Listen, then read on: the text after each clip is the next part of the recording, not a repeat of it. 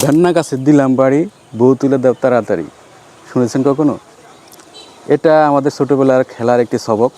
এই সবক দিয়ে আমরা ছোটোবেলায় খেলাধুলা করতাম। বাংলা আরেকটি বাগধারা রয়েছে, সেটা হলো ভেরেন্ডা বাজা। এই ভেরেন্ডা বাজা কথাটির মানে হলো সময় অপচয় করা বা সময় নষ্ট করা। আর এই বাগধারাটার উৎপত্তি কীভাবে হয়েছে জানেন? আমরা জানি এই ভেরেন্ডা বা ভেন্না গাছে যে ফল থাকে সেটা থেকে যে বীজ, এই বীজ থেকে মূল্যবান একটি তেল তৈরি করা হয়, ক্যাস্টর অয়েল। সেই তেল মানে এই ভেন্নার বীজ থেকে দুটি উপায়ে তৈরি করা যায়।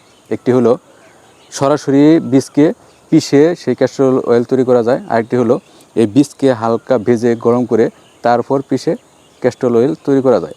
যেহেতু এটি মানে সরাসরি পিষে ক্যাস্টর অয়েল তৈরি করা যায়, তাহলে গরম করার দরকার কি?